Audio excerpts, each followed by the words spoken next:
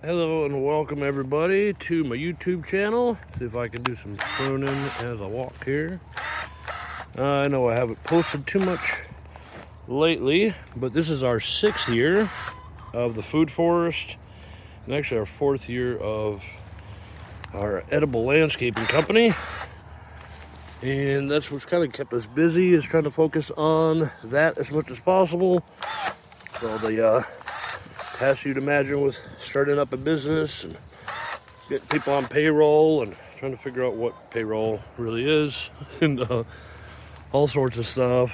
So, but I have made a decision on what this YouTube channel will be, and it is something akin to what I'm doing right now, is the actual individual effort in a food forest and how to make myself and my family the most sustainable, the most secure, and of course some of that does tie into running a business and generating income in dollars or bitcoins, whoever it is ends up being the currency. But I would like to mostly focus on things like this, because I just wanted that pathway to be a little bit more clear, and now it is. And now, a little bit of drop and drop there for you. This is my style of minimal interference food forestry. That, my friends, is a sugar maple. Those are chickens. That's a place where you sit. We have a whole bunch of different things going on, and I won't get too far into detail. I do have other videos you can kind of peruse through, but I wanted to make an update video, just letting you guys know that we will continue making more content on a more regular basis now that the spring rush of this year is over. As far as setting up systems with the business and all that, everything else should be pretty routine.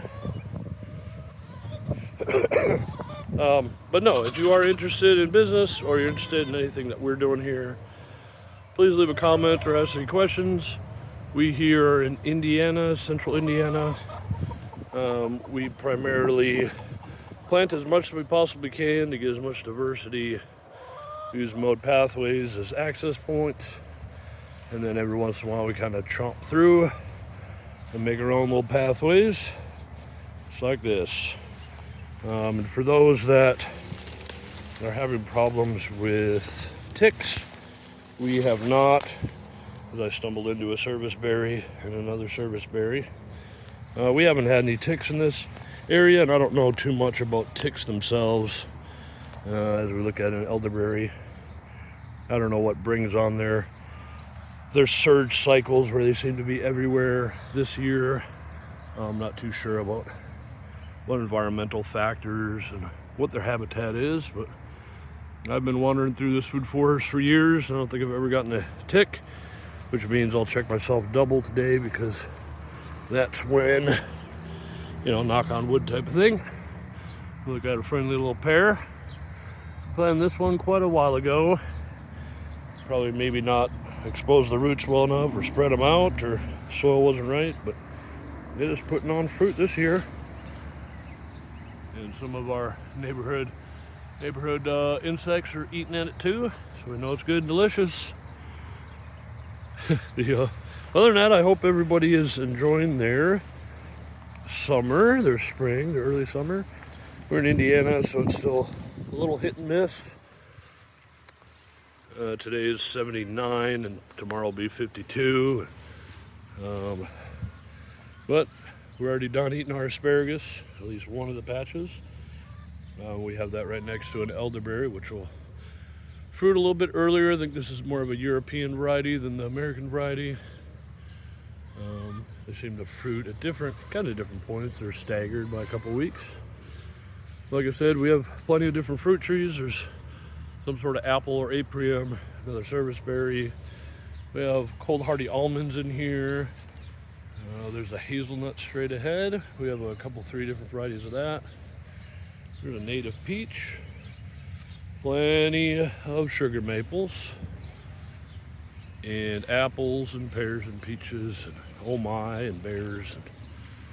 So I'll get this posted. Appreciate everybody who's been subscribing and watching the shorts and watching the videos, but we will get more active and schedule these things out a little bit better. So thank you very much. We'll see you next time. All right, bye-bye. I'll pause my wandering a little bit to kind of show you how we have our food and snackies set up. That's our baby chicken coop. And here's our run. That wooden building behind us is the chicken coop. All these little birdies pretty happy. I think we have 21, maybe 18. That's a lot of eggs every day. We're running out of egg crates and customers and people to give them away. So that's going to be one of our household tasks. But besides that, just about everything else in the food forest is done really well. Take a selfie with another peach. This is one of the Walmart peaches that we had saved three years ago. Well, Aprium. If it looks like a peach, it could be an almond, like a northern almond, or an elderberry. On camera, sometimes they show up with that. But here's an apple that we saved from Walmart. Got from the refuse bin or whatever, $5. But we tried to get in as much variety of fruit, like berry bushes and fruit trees, along with the sea berries, things like that. But a lot of native plants, a lot of native flowers, bulbs.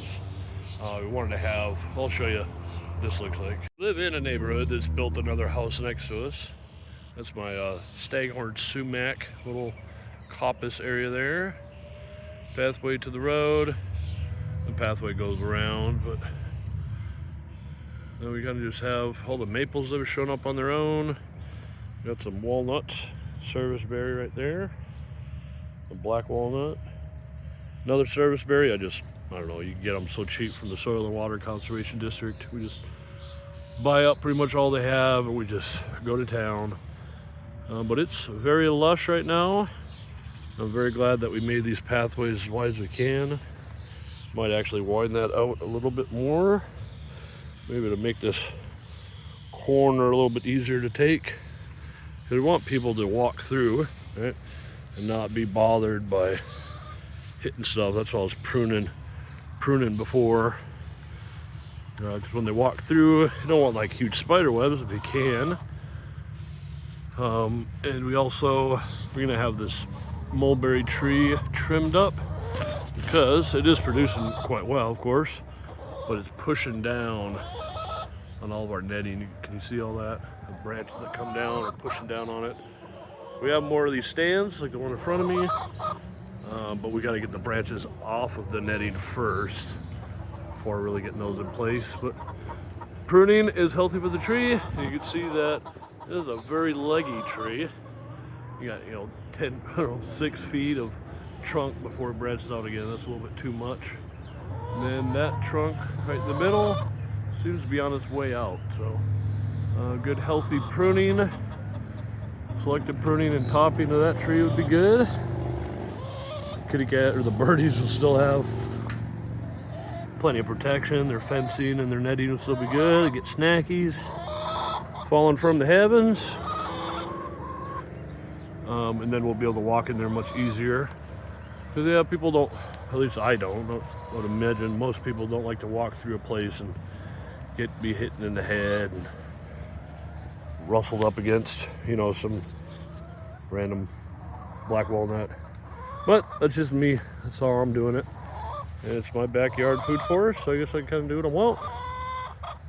And it's trees like these, or bushes like these, that are pulling nitrogen out of the atmosphere, providing it all to that soil there. So much of the flowers and trees and all of that do so well in this area are essentially due to this tree, or this bush, that actually has edible berries as well. So that helps these aronia berries grow for the wildlife. It also helps this apple tree get really high. So then we might even espalier it. Look at that, maybe I'll make an espalier right in front of my nitrogen fixture here. We can have apples dangling right in front of it. That'd be actually look pretty cool. Maybe I'll just let's stay. Oh, there you go. How do you exfoliate an apple tree? Isn't that something? And it's just that easy, folks.